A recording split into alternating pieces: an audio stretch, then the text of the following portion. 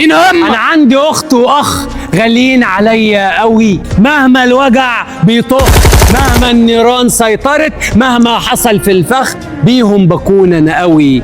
انا عندي اخت واخ غاليين عليا قوي. يا اختي يلي كل الناس بتحسدني على وجودك، خفيفة الروح دوا المجروح، حبيبة اخوها وحنانها يفيض وملوش اي حدود. كم مرة اجيلك واشكيلك عن حالي وانت تفكيني، تقولي لي هتفرج صدقني والحال هيروق ما يبكيني. دعويك الخالصة لوجه الله كان سبب الفرح اللي ماليني، فيا رب يبارك في وجودك وما يحرم قلبي في يوم منك، وتعيشي سعيدة يا نور عيني.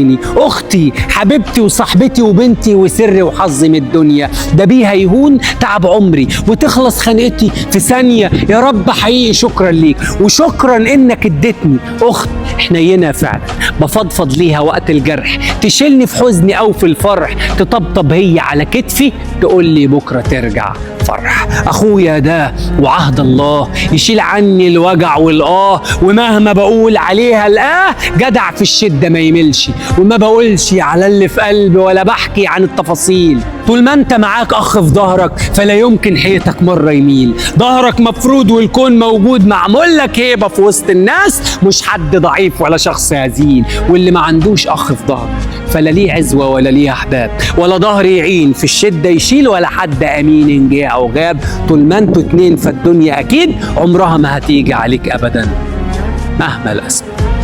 اخويا واختي يا ولاد القصة ديت هي يمكن مش حقيقية بنسبة 100%، ولكن القصة فيها عبرة حلوة قوي. بتقول كان في أخ وأخته صغيرين عايشين مع بعض بعد ما أهليهم سابوهم لدنيتهم. سابوهم بقى توفوا أو مشوا وسابوهم أو اللي حصل، المهم ما كانش حيلتهم غير دكانة حلاوة صغيرة وسلسلة فضة قديمة سابتها لهم أمهم. الأخ كان شايل الهم بدري، طالع نازل يتعب في السوق عشان يوفر لقمة العيش، وكان كل يوم يرجع البيت يلاقي أخته مستنياه بابتسامة صافية مجهزة له الأكل البسيط وبترتب المكان. بس مع كتر الضغوط وارتفاع الأسعار الشيطان دخل بينه وبين نفسه، وبدأ بدأ يحس إن أخته تقيلة عليه ومكتفاه، ما بقاش قادر يصرف على طموحه ولا يشوف حياته. وفي يوم كان الخناق في خناقة كبيرة قوي في السوق، فخلى ان الرزق ما يبقاش كتير في اليوم ده، وراجع البيت متضايق. زق الباب بعنف واخته جابت له كوبايه ميه كده وراح زق ايدها وقال لها بصوت عالي انا تعبت، شبابي بيضيع وانا شايل همك، لو كنت لوحدي كان زماني في حته تانية وخيرها كتير. الاخت ما ردتش ولا كلمه، دموعها نزلوا بسكوت. ولما جه الليل والاخ نام قامت لفت السلسلة الفضة في ورقة صغيرة وحطتها جنبه ولمت هدومها ومشيت في الفجر عشان ما تبقاش تقيلة على قلب مين؟ على قلب أخوها. أخوها صحي الصبح ما لقاش أخته، ولقي الورقة مكتوب فيها يا أخويا أنا عمري ما كنت تقيلة عليك، أنا كنت البركة اللي ربنا بعتها لك عشان بيحبك. عدت الأيام والأخ حاسس إن البيت بقى فاضي وضلمة، البركة راحت من رزقه، والفلوس اللي كان فاكرها انها تزيد بقت تطير وما فيهاش اي طعم. اكتشف ان الدفى اللي كان بيلقاه لما يرجع والكلمة الطيبة اللي بتهون عليه قسوة الدنيا كانت هي السر اللي مخلياه واقف على حيله وعلى رجله. لف عليها في كل مكان يسأل طوب الارض ومش لاقيها. دارت الايام ورا الايام لحد ما لقاها قاعدة عند ست كبيرة بتساعدها في شغل البيت وتخيط لقمة عيشها. جري عليها وحضنها وهو بيبكي ويترجاها ترجع، وقال لها الدنيا من غيرك ما تسواش ولا مليم، انا اتقطعت واتقطعت من بعدك، واللقمة الحاف معاك يا اختي الدنيا كلها. بعد محايلات كتيرة رجعت الاخت لبيتها والضحكة رجعت والبركة دخلوا مع بعض في البيت من تاني. العبرة الاخت مش نصيب في المصاريف ولا هم بيتشال، الأخت هي البركة والسند والروح اللي بتهون قسوة الدنيا، واللي يفرط في أخته أو اللي تفرط في أخوها العمر بيضيع منهم من غير ما يحسوا. بعد ما رجعت الأخت للبيت الأخ حلف ما يرجع لطريقة زمان ولا يخلي الدمعة تمس عينيها من تاني. مسك السلسلة الفضة اللي كانت سايباها ولبسها لها بإيده وهو بيوعدها إنها هتفضل حمايته وسندها طول العمر، هيكون هو بس الدنيا ما بتتغيرش بكلمتين، ولازم يترجم الكلام ده لإيه يا عم محمد؟ لأفعال. يترجم الكلام لإيه؟ لأفعال.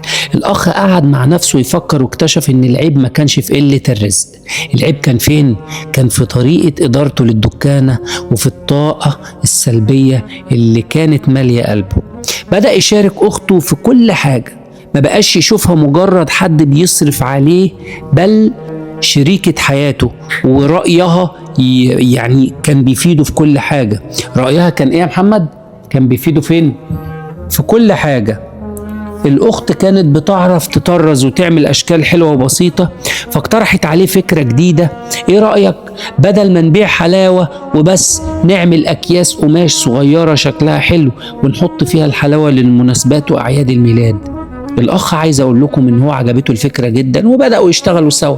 هو ينزل السوق من الفجر يشتري الخامات بأحسن سعر، وهي تقعد في البيت تطرز على الأكياس غرز بسيطة وتلف الحلاوة بشياكة. في الأول الجيران بدأوا إيه يا محمد؟ يضحكوا، وضحكوا عليهم كتير قوي، وقالوا حلاوة حلاوة في أكياس. بس أول ما زبون اشترى منهم لشغل أسبوع في الحارة، الناس كلها اتفاجئت. عارف يعني إيه أسبوع يا محمد؟ تعال ما أقول لك أسبوع يعني إيه. الأسبوع ده اللي هو لما بيبقى الناس مخلفين ولد صغير أو بنوتة صغيرة، بيعملوا إيه؟ بيعملوا لهم أسبوع. الأسبوع ده بيبقى فيه حلاوة وفيه فشار وفيه حاجات حلوة كده، تمام؟ هما بقى إيه؟ الناس اشتروا منهم في الأسبوع ده، والناس كلها اتفاجئت بالجمال والنظافة. الطلب زاد عليهم بشكل ما كانوش يتخيلوه. الدكانة الصغيرة اللي كانت يا دوب بتجيب لقمة العيش بقت مقصودة لكل أهل المنطقة والقرى اللي جنبهم. الأخ شوف بقى، لما الأخ والأخت يبقى إيديهم على إيدين بعض، عملوا إيه بقى؟ الأخ بقى يرجع كل يوم يفتح الدرج ويعد الفلوس مع أخته ويقول لها وهو بيضحك: شوفي سبحان الله، الفلوس هي اللي كنت بجيبها زمان، بس المرة دي فيها خير بيكفينا ويفضل منا. يعني علشان خاطر في رضا وفي تسامح يا محمد، بقى الفلوس اللي كانت الأول، هو لو كان بيجيب الأول 10 جنيه كانت بتطير منهم في ثانية، ما كانوش راضيين. لكن لما رضيوا بقوا مبسوطين، الفلوس بقت بتكفيهم. الفلوس بقت إيه؟ بتكفيهم. الفلوس بتكفيهم. فقال: شوفي سبحان الله، الفلوس هي اللي كنت بجيبها زمان، بس المرة دي فيها خير بيكفينا ويفضل، عشان ايدك معايا وبركتك في المكان. وبعد كام سنة ربنا فتحها عليها وعليه اكتر واكتر، وقدر الاخ يوسع الدكانة دي وتتحول لمعرض صغير للمناسبات. الاهم من كل ده انه لما جه نصيب اخته وجالها ابن حلال، كان واحد عايز يتجوزها بقى يا محمد، ماشي؟ مش احنا هنجوزك انت كمان؟ ماشي. بدأ يطلب ايديها. الاخ امن لها جهاز ما تحلمش بيه، واي بنت في الحاره كانت بتتمنى ان يبقى جهازها ده. في ليلة فرحها بقى قبل ما تخرج من البيت، قرب منها وادالها الصندوق الصغير بتاع السلسلة الفضة، وقال لها والدموع في عينه: السلسلة دي هي اللي فوقتني زمان، واليوم ده ما كانش هيجي لولا وجودك في حياتي. اليوم اللي هو ايه؟ اليوم اللي هو كبر فيه وبقى حد كويس وتاجر كويس، والناس كلها ايه؟ والناس كلها بقت بتشتري منه، وبقى حد غني بسبب ان ايه؟ ان اخته يعني جت وشاركته رأيها. بيتي مفتوح لك طول العمر يا حبيبتي، وعمرك ما هتكوني غير الملكة اللي طلعت بيها من الدنيا. عايز اقول لك ان العبرة لما تدعم اختك او اختك تدعمك، بتحترم وجودها وهي بتحترم وجودك، ربنا بيفتح لك ويفتح لها ابواب الرزق المقفولة. لان البركة مش في كثرة القرش، البركة في القلوب الصافية اللي بتسند بعضها في الشدة قبل ايه يا عم محمد؟ قبل الرخاء. الشدة دي اللي هي وقت الزعل والخناق والعصبية والفقر. الرخاء ده اللي هو ايه؟ الرخاء ده اللي هو الغنى والفلوس والبيوت الكتيرة والأراضي والحاجات دي.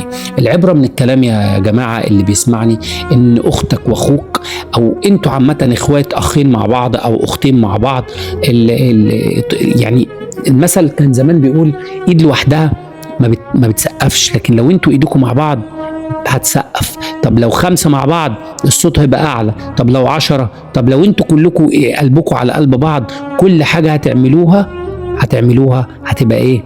هتبقى سهلة وهتبقى جميلة، ومفيش حاجة هتبقى صعبة عليكم. دي العبره يا جماعه، ان انت واخوك هتبقوا عصبه مع بعض. الناس هتخاف منكم، الناس هتعمل لكم الف حساب. طب لو انتم متفرقين، ده هيلعب في ودان اخوك ويقول له اخوك ده مش بيحبك، والتاني هيمسك اخوك التاني يقول له ده اخوك ده مش بيحبك، والناس هتوقعكم في بعض. وبدل ما انتوا هتبقوا قوه ببعض، هتبقوا بتحاربوا في بعض. بسبب ايه؟ بسبب ان انتوا مش بتامنوا لبعض ولا بتدوا الامان لبعض. خليكم مع بعض انتوا الاتنين، او انتوا التلاته، او انتوا العشره، او انت زي ما يكون عدد اخواتك، خليكم مع بعض ايد واحده، ايد واحده. وعلى رأي ست الله يرحمها، القفة ام ودنين بيشيلوها ايه يا محمد؟ بيشيلوها اتنين. القفة ام ودنين بيشيلوها اتنين. السلام عليكم ورحمة الله وبركاته. لو عجبتك القصة ديت وعجبكم الفكرة ان انا اقول لكم قصيدة عن الاخ والاخت، واروح جاي في نهاية القصة، في نهاية القصيدة اقول لكم قصة زي كده، ادعموني برأيكم وبلايكاتكم ومتابعاتكم وشيراتكم، وبحبكم. السلام عليكم ورحمة الله وبركاته.